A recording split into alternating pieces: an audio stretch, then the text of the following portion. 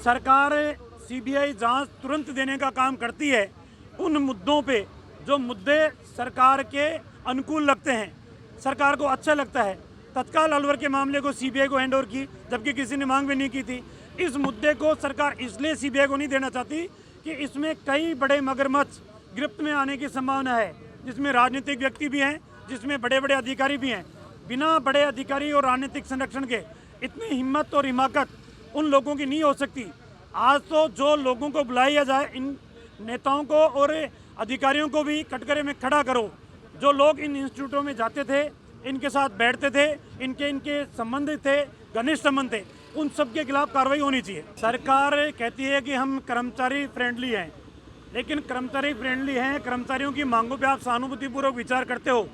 कल 50,000 से ज़्यादा कर्मचारी अलग अलग संगठनों के सिविल लाइन्स के ऊपर प्रदर्शन कर रहे हैं आपकी सरकार के खिलाफ। आंगनबाड़ी की महिलाएं प्रदर्शन कर रही है सरकार के खिलाफ, पटवारी प्रदर्शन कर रहे हैं सरकार के खिलाफ, डॉक्टर प्रदर्शन कर रहे हैं सरकार के खिलाफ, मेडिकल ऑफिसर प्रदर्शन कर रहे हैं, अपनी मांग रख रहे हैं सरकार के खिलाफ। तो आप कौन से कर्मचारियों को संतुष्ट कर रहे हो?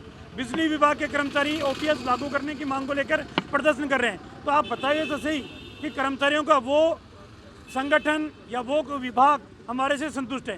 कोई आपसे संतुष्ट नहीं है।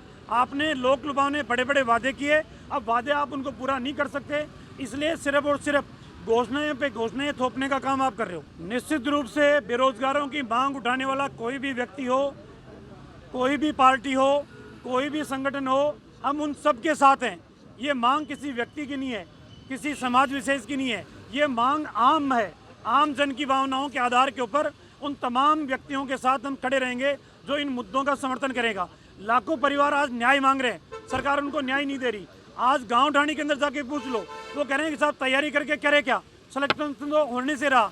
जिस तरीके का वातावरण वर्षों पहले हरियाणा के अंदर, पंजाब के अंदर, अन्य प्रदेशों के अंदर हुआ करता था, आज वो वातावरण उन जगह तो सुधरने की स्थिति में है, लेकिन राजस्थान में बिगड़ता हुआ नजर आ रहा है। मेरे साथ उप सचेतक महोदय जो कांग्रेस पार्टी के हैं, महेंद्र जी, वो कह रहे थे कि साहब आप अपनी पार्टी की चिंता करो। तो मैं तो उनसे ये कहूँगा कि हम तो अपनी पार्टी की चिंता कर लेंगे, आप विपक्ष की बात भी मत सुनो, कोई दिक्कत नहीं है। लोकतंत्र में आप अनदेखी कर रहे हो, कोई दिक्कत नहीं है, लेकिन आपके विधायक और मंत्री जो सवाल खड़े कर रहे हैं, चाहे वो हेमाराम चौधरी जी भी हो, सचिन पायलट हो, PR मीणा हो, भरत सिंह हो, आप उनकी बातें तो सुन ले कम से कम। आप उनकी बातों को भी नज़रअंदाज कर रहे हो, तो फिर आप बातें किसकी कर रहे हो? और मैं तो इन जो भी सरकार के कार्यों के ऊपर, नीतियों पर सवाल खड़ा कर रहे हैं, उनसे कहूँगा कि ज़्यादा सहानुभूति बटोरने की भी आवश्यकता नहीं है आपको। जनता सब जानती है, 4 साल मलाई खाने के बाद अब सहानुभूति बटोरने का आप काम कर रहे हो। अगर आप में हिम्मत और हिमाकत है तो आप अपनी पार्टी छोड़कर जनता के बीच में आके लड़ाई लड़ें। देश और दुनिया की हर बड़ी खबर के लिए सब्सक्राइब करें नवतेज टीवी और पल पल के अपडेट्स के लिए बेल आइकन को दबाना ना भूलें, क्योंकि आपकी खबरों का भरोसेमंद साथी है नवतेज टीवी।